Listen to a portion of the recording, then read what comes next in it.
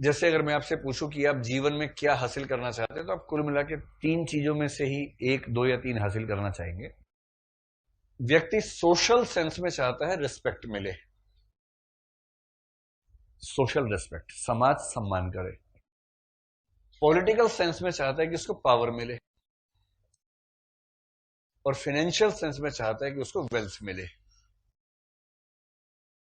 इन्हीं तीनों को भिन्न भिन्न अनुपात में घुमा फिरा के, ये अनुपात वो अनुपात करके आप कहेंगे कि मैं तो दरअसल ये चाहता हूं, मैं तो ये चाहती हूं। कुछ होते हैं एकदम एक तरफा कि सिर्फ पैसा चाहिए, पैसा बस। आईएएस क्यों बने? पैसा चाहिए, पैसा। कैसे हो तो नौकरी, सैलरी? अरे सैलरी तो कौन पूछता है, टेबल के नीचे छेद करेंगे, दाएं छेद बाएं छेद, बोरी भर भर के लाएंगे। वो पैसा चाहिए, पैसा। उनका फंडा एकदम क्लियर, उन्हें कोई मतलब नहीं सत्ता से, धन से, सम्मान से। कोई कहे कि तुम करप्शन करोगे, नाम खराब होगा। नाम का क्या करना है, पैसा आएगा ना, पैसा चाहिए। पैसा से नाम खरीद लेंगे बाद में, कोई बात। तो ऐसे छंटे हुए लोग तो एक तरफ एकदम सीधे उनका क्लियर रहता है। कुछ को एकदम पावर चाहिए। जीवन में क्या, जैसे एक हमारा बैचमेट था, वो कम वक्त आईपीएस नहीं बन पाया। अच्छा हुआ देश के लिए, क्यों नहीं बन पाया आईपीएस। उससे पूछा गया एक मीटिंग में, मतलब ट्रेनिंग के क्लासरूम में पूछा गया कि आप क्या बनना चाहते थे, और तो उसने कहा मैं आईपीएस बनना चाहता था। तो टीचर ने पूछा, इंस्ट्रक्टर ने पूछा क्यों बनना चाहते थे। उन्हें लगा थोड़ी फिलोसफिकल बात करेगा कि मैं देश के लिए कुछ करना चाहता था, मैं सुरक्षा, महिलाएं सुरक्षित होंगी, बच्चे सुरक्षित होंगे, देश सुरक्षित होंगे तो देश का विकास, ऐसी कोई बात सुनना चाह रहे थे। उसने कहा कि आईपीएस होने का मजा ये है कि आप जब चाहो जिसको चाहो थप्पड़ मार सकते हो, और मैं वो नहीं मार पा रहा हूं। देखिए अजीब है, क्या इसका।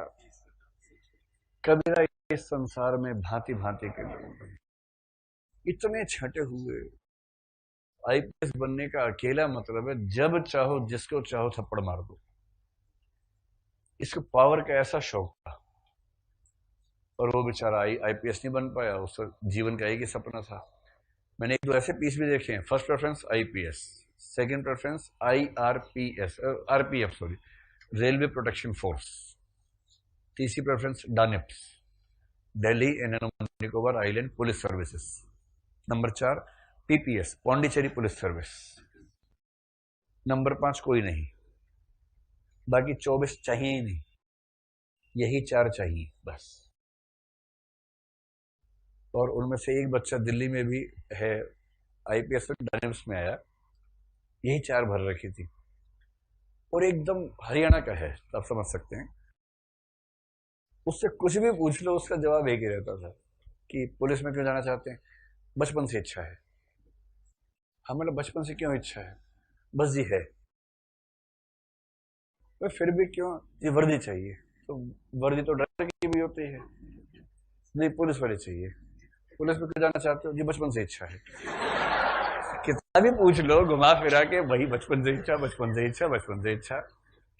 और मान लो कोई आतंकवादी आपके सामने भाग रहा है, आप उसको पकड़ना चाहते हैं, पर आपको लग रहा है कि जेल से छूट जाएगा, कोई देख नहीं रहा, गोली मार सकते हैं, तो आप क्या करेंगे? जी गोली मार दूंगा। इंटरव्यू में ऐसे बोल रहे हैं, हम फंसा रहे हैं, वो खुद फंसे जा रहे हैं जानबूझ के। जी गोली मार दूंगा। अरे तो उसके अधिकार नहीं, उसका क्या अधिकार है जी, वो तो आतंकवादी। अरे भाई आतंकवाद साबित छोड़ना हुआ है, आपने तो आतंकवादी है। अब अब ऐसा ऐसा इतना रोचक मामला, इतना रोचक मामला।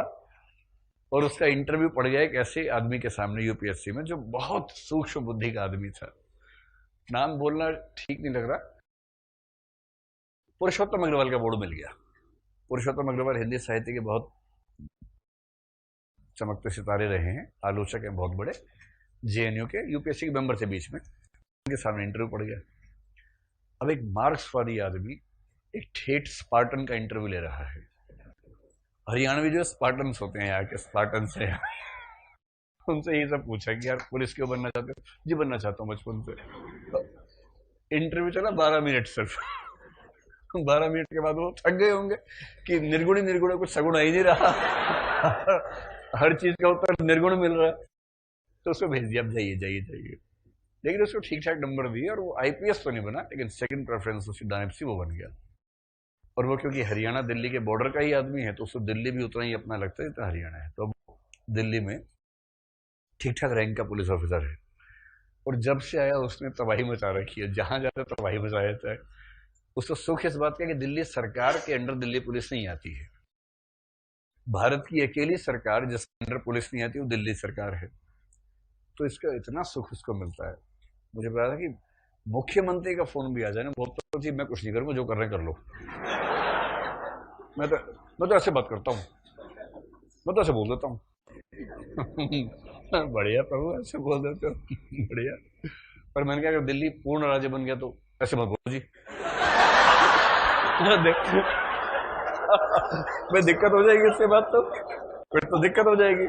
अगर दिल्ली पूर्ण राज्य बन गया तो इसका मतलब क्या है कि अब दिल्ली का मुख्यमंत्री ताकतवर हो गया। फिर सारे हिसाब बराबर होंगे उसके बाद, अभी जो हो रहे हैं।